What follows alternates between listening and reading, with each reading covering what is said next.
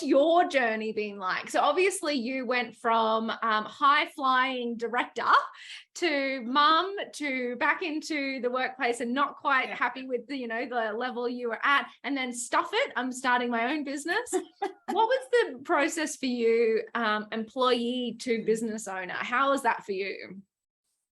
Oh my God. It's like, how long do you have and where's the line? It was interesting because it wasn't exactly what I expected to a certain degree. Like, I think you have certain assumptions that you don't even realize you have about what it will be like to run your own show. And usually you're thinking about all the positives, like, I get to choose what it is that I work on today, and I get to do all the stuff that I really love and enjoy, and it'll be amazing. And so let me dispel a few myths. Please. So when you're an employee and you get to be a specialist in your little area and just work on that and, build your capability in that space and do all those lovely things that you love and hone your skill set, when you then flip out of that into a business and you're a one person show, you become a generalist across everything, and your skill sets are shallow across all of that because you've got limited time to be able to build it. And the unfortunate thing is, if you're like me and you decide, it'll be fine, I'll just quit my job and do this, just dive straight in the deep end. Yeah, exactly. Sometimes it's good to be naive, because you don't know if you'd ever take that leap of faith if you knew everything. Things always take longer than you expect to occur, right?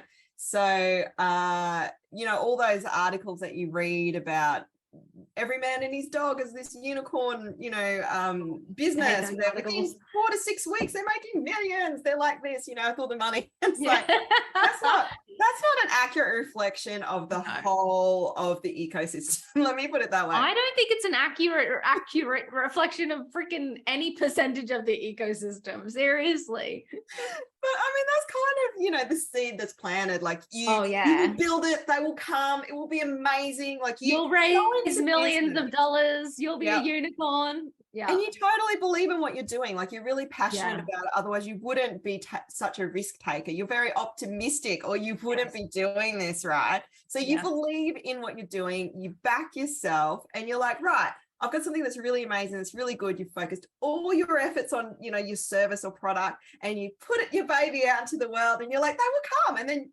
all you hear is crickets, and you're like, oh my God, what happened? Where are all the people? Where is all the money? Exactly. And then you realize that it's not just about the service or the product. You actually have to do this little thing called sales and marketing. Damn it. Which I have no skill set in, HR, psychology background. I just give things away, like, support, advice. I don't know how to sell. So the whole sales and marketing thing was new to me. I was new to socials. I wasn't on any of that. So you can see that my speed to confidence started right at 0. And then slowly, but you don't even have a chance to slowly build. Like, you have to love learning, which is lucky that I do, because you're like, the way I put it to people is like, imagine, those lovely little marketing grads. They've had 3-4 year degree. They come out. You need to be able to kick it with them. Yeah. And you've got about 3 to 4 weeks to learn that skill set.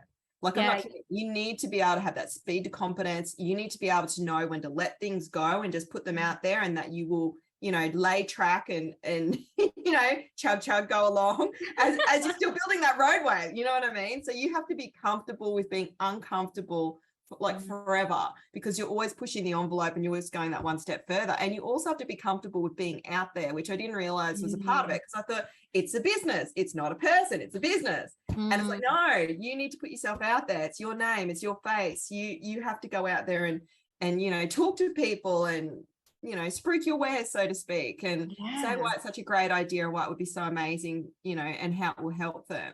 And I didn't quite realize that, so I had to get very comfortable, still uncomfortable, but more comfortable and less uncomfortable with being able to do that. So, it's just, it's a journey. Ride. Let me put it that way. It's not an easy ride. And if you can continue to maintain some other kind of income stream, I would highly recommend it.